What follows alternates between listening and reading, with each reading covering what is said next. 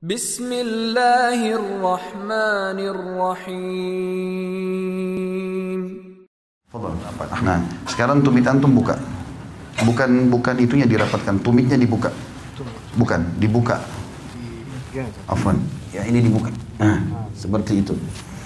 Jadi kalau lagi ngatur shaf, kakinya jangan seperti kipas begini ya. Tetapi ini tumitnya dibuka dan ukurannya ukuran standar pundak ini ukuran standar ya. Maka telapak kaki antum buka seukuran itu saja. Tidak usah masuk ke shaf orang di sebelah. Ya.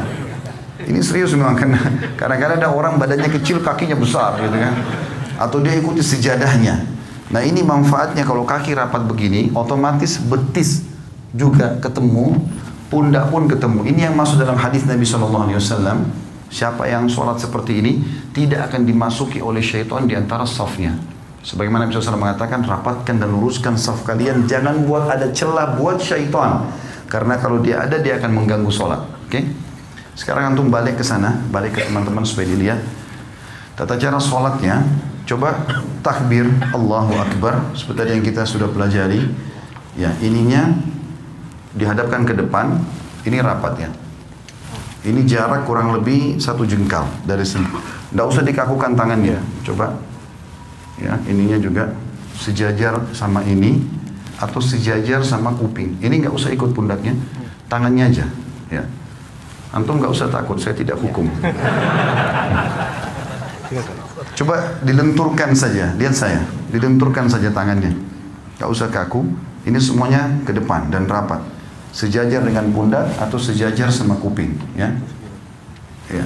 Ini ujung kuping. Dan ini standar tadi saya bilang. Ini standarnya. Takbir, kalau mau ruku juga Allahu Akbar, ya. Kalau mau sujud juga sama nanti. Sudah? Sekarang letakkan di dada pada saat takbir, ya, di ulu hati saja. Ya. Ini cara yang pertama adalah punggung kanan ketemu sama punggung kiri. Kemudian cara yang kedua, pergelangan kanan memegang pergelangan kiri, digenggam. Genggam begini. Ya, seperti ini betul. Ini digenggam. Ini cara yang kedua. Ini biasa saja, antum biasa saja. Ini pundak jangan ikut ya. Jadi tangan kita saja. Pundak tetap biasa. Allahu Akbar seperti ini. Atau Allahu Akbar ini lebih jauh sedikit. Ya. Ya, pundak tidak usah ikut. Ini saja. Baik, sekarang ruku coba. Afwan, tinggal butuh 1 orang. Jazakumullah khair. Yang duanya sudah, supaya agak lenggang. Antum balik ke sebelah sana sekarang. Coba ruku. Sekarang ruku. Allahu Akbar. Dari awal, dari antum seperti normal lagi sholat. Tangannya di sana. Antum takbir. Allahu Akbar. Mata ke tempat sujud. Ya, ini digenggam lututnya. Ini masih melengkung. Ya. Baik. Ini caranya. Antum turun. Dadanya dinaikin. Kepalanya lurus ke depan, kepala lurus lagi, ya, ya seperti ini. Sekarang ini dipertahankan ya. Ya, coba lihat saya. Kalau saya sebentar Afwan, kalau miring dibilangin ya. Kalau saya di rumah saya praktikin pakai cermin, lalu saya praktikin ruku itu. Allahu Akbar, ini saya genggam, kemudian ini saya tahan begini. Rata nggak? Ya seperti ini. Ini terasa paha di belakang ketarik, ya. Kepala juga ke depan. Ini disunnahkan Nabi SAW. Kalau antum pakai cara seperti ini, mau sejam pun rukuknya nggak masalah. Jangan turun, jangan juga naik begini. Ya. Seperti ini dan perhatikan siku ini jauh dari tulang rusuk, ya. Dan ini ditekan, ini kita tekan ke dalam. Saya sekarang tekan ke dalam dan paha saya ketarik. Coba, fadhal. Ya, ruku Allahu Akbar. Wow. Ya, ini sudah mulai. Tinggal Afwan, kepala antum, tidak usah lihat ke beliau. Dagunya turun lagi, ya, gitu. Oke, ini masih naik lagi, jangan naik. Nah, gitu. Nggak usah lihat orang, lihat tempat sujud. Oke, baik. Kurang lebih seperti itu ya. Nah, cara praktik ini penting karena Nabi SAW ruku seperti ini. Dan beliau dikatakan kalau taruh bejana tidak tumpah, ya. Sama dengan kalau bangun juga begitu dari ruku. Kembali ke awal. Begitu bangun dari ruku, Allahu Akbar, kita bangun, Sami Allahu liman hamidah. Mata jangan kemana-mana, tetap bersujud. Ini tadi bisa 2 cara, bisa seperti ini, atau diletakkan di sini ya. Ada yang belum kita pelajari tentang masalah sujud, tapi saya akan praktekin sekarang. Sudah, jazakallah khair. Kalau mau ikut sama anak sebentar bisa. Sujud ini ada dua cara. Bisa turun lutut dulu, baru telapak tangan. Atau telapak tangan dulu, baru lutut. Dua-duanya bisa. Karena itu khilaf di antara ulama. Ibnu Qayyim rahimahullah memasukkan antara salah satunya boleh. Tergantung keadaan ya.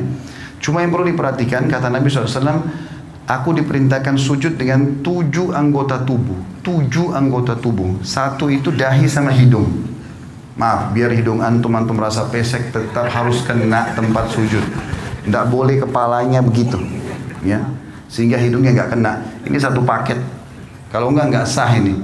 Ini satu paket. 1, kemudian 2, 3. Jadi ini sudah 2 telapak tangan sama dahi ini, berarti 3. Lutut 2, berarti 5. 2 telapak kaki, 7.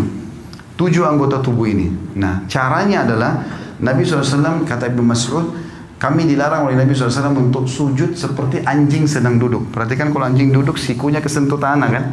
Antum tidak boleh sentuh tanah. Tulang ini, siku nggak boleh kena ke tulang rusuk, ya. Dan usahakan ada jarak antara perut kita, paha sama siku ini. Kira-kira jarak di mana antum bisa merasa nyaman bernafas. Karena pada saat sujud kita butuh sirkulasi udara supaya bisa lama. Saya coba praktikin, anggap saja ini cuma contoh kalau kiblat ke sana. Sami Allahu liman hamidah, maka pada saat turun bisa 2 cara. Cara yang pertama adalah kita turun biasa saja, meletakkan lutut di sini, kemudian mengambil jarak kurang lebih 1 siku ini ya. Di sini 1 siku ini jaraknya, baru meletakkan tangan di sini. Tangan itu seperti ini ya kondisinya, seperti tadi orang takbir, Allahu Akbar, lalu letakkan kepala. Yang perlu diperhatikan adalah telapak kaki juga harus rapat. Saya menghadap kiblat sekarang. Afwan. Pada saat turun ini, kemudian letakkan jarak seperti ini, baru Allahu Akbar. Jangan begini ya, terlalu dekat sehingga tidak bisa bernafas. Atau ada juga orang terlalu jauh. Tapi anjuran ulama adalah 1 siku dari lutut kita, kurang lebih jaraknya begini. Ini kita letakkan telapak tangan di sini. Dan rapat semuanya seperti ini. Ya. Atau cara yang kedua itu adalah telapak tangan dulu yang turun. Telapak tangan dulu yang turun, maka tata caranya tidak boleh seperti unta duduk. Tidak boleh seperti unta duduk. Saya akan kasih contoh, walaupun saya bukan unta. Maka cara untuk, kalau tadi kan lutut dulu sederhana cuma turun begini ya. Sekarang kalau mau telapak tangan dulu, maka caranya adalah turunkan badan dulu seperti mau turun lutut tadi. Misalnya sudah dekat, baru kemudian letakkan telapak tangan ke depan. Seperti ini. Ya. Yang dilarang itu seperti unta itu kalau orang turun begini. Nah, begitu juga nih pada saat berdiri. Orang berdiri dari sujud nggak boleh begini, ya. Tetapi dia duduk dulu, ya. Saya ulangi. Jadi kalau orang turun sujud yang kedua, kita turun seperti agak mendekati tempat sujud, kemudian baru letakkan telapak tangan ke depan, barulah kita sujud, ya. Duduk di antara 2 sujud, menegakkan seluruh ruas tulang belakang sampai terasa dada terbusung ke depan. Jari-jari tetap rapat, ujung jari-jari berada di ujung paha. Kemudian kita sujud lagi, Allahu Akbar. Setelah itu pada saat mau berdiri, duduk dulu. Sunnah Nabi SAW duduk dulu, duduk seperti ini. Dan ada 2 cara. Cara yang pertama, menekan paha untuk berdiri ke atas, atau menggenggam telapak tangan, ditekan lantai untuk menopang tubuh ke atas. Jadi topang ini saja ke atas, ya, seperti ini.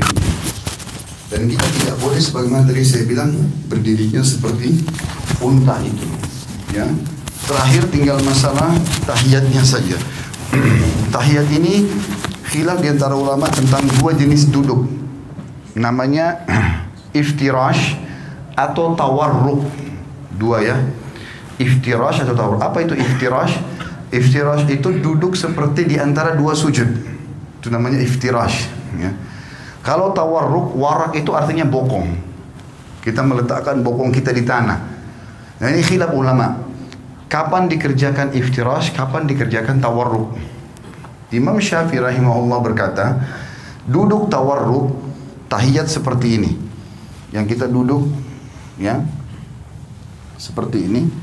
Ini namanya tawarruk karena bokong kita duduk di tanah. Ini kata Imam Syafi'i rahimahullah, dikerjakan setiap kali mau salam. Mau sholatnya 1 rakaat saja, mau 2 rakaat, seperti misalnya witir 1 rakaat. Ya tetap aja antum duduknya pada saat tahiyat, karena mau salam tawarruk. Ya. 2 rakaat juga seperti sholat sunnatul fajr atau sholat subuh, sama tawarruk. Nanti lebih dari itu pun, misalnya rakaat maghrib 3 rakaat atau isya 4 rakaat, semuanya kalau mau salam tawarruk. Kalau jumhur ulama, Imam Ahmad dan Imam Malik mengatakan tidak. Kalau sholat di bawah 3 rakaat, seperti witir 1 rakaat, atau sholat sunnatul fajr 2 rakaat, walaupun mau salam duduknya iftirash, duduknya seperti ini. Tawarruk itu hanya dikerjakan duduk yang seperti ini, itu dalam pendapat jumhur ulama. Nanti kalau sudah lebih dari 2 rakaat, seperti rakaat ketiga maghrib, rakaat keempat isya, baru duduknya tawarruk. Dua-duanya ini boleh ya, karena ini khilaf diantara ulama. Kita nggak boleh nyalain orang. Jadi kalau antum lihat ada orang tahiyat kedua, ya tahiyat akhir misalnya, sholat subuh duduknya begini, jangan disalahkan. Karena itu pendapat Imam Malik dan Imam Ahmad, dan itu jumhur ulama. Mereka mengatakan justru kalau lebih dari 2 rakaat, rakaat ketiga baru kemudian duduknya tawarruk, ya. Tapi Imam Syafi'i mengatakan tidak. Jadi kalau ada yang sholat witir pun 1 rakaat sudah iftirash, tawarruk, maka itu berarti mengikuti mazhab Syafi'iyah. Tinggal yang saya mau titik beratkan teman-teman, masalah salam dan tata cara mengubah dari iftirash ke tawarruk. Sekarang kan kalau iftirash itu seperti ini. Telapak kaki kiri kita dipakai duduk, ya. Bagaimana caranya mengubah ini dari ini ke tawarruk? Perhatikan ya. Caranya adalah cuma memasukkan telapak kaki kiri ke bawah tulang kering kanan. Contoh, cuma begini saja. Ini dimasukkan, lalu kita duduk di tempat yang sama. Jangan begini, karena banyak orang kita begitu. Dia duduk begini langsung dia dorong orang ke sana semua. Jadi ini kena, semua kena. Dia nggak bisa duduk. Jadi cara yang benar adalah hanya memasukkan ini ke bawah sini saja dan duduk di tempat yang sama. Tidak berubah apa-apa. Saya tidak mengubah apa-apa di sini. Maka ini posisi yang harus diperhatikan. Begitu juga dengan masalah salam. Pada saat kita sudah selesai membaca tahiyat, tentu tahiyat sunnahnya ada yang mengatakan pada saat syahadat mengangkat jari, ada yang mengatakan juga nanti dari awal sudah at-tahiyat itu sudah mengangkat, ya. Dan hadis riwayat Tirmidzi, khilaf antara ulama tentang masalah itu, tentang hadis Nabi SAW bahwasanya gerakan jari di tasyahud lebih keras bagi iblis daripada cambukan besi. Ada yang menghasankan, ada yang melemahkan. Kalau saya termasuk yang berpegang pada menghasankan hadisnya, sehingga menggerakkan jari itu, menggetarkannya bagian daripada sunnah Nabi SAW. Intinya antum setelah baca tahiyat tinggal salam. Dikatakan Nabi SAW kalau salam terlihat pipi putih atau putih pipi beliau oleh makmum di belakang. Jadi seperti ini. Assalamualaikum warahmatullah. Terasa ini tertarik. Tahan sebentar, baru Assalamualaikum warahmatullah. Badannya nggak usah ikut salam, ya. Cuma leher saja. Assalamualaikum warahmatullah. Assalamualaikum warahmatullah. Sampai situ. Mengusap wajah nggak ada dalam syariat. Jadi cukup situ berarti sudah selesai sholatnya. Allahu a'lam. Ini tata cara.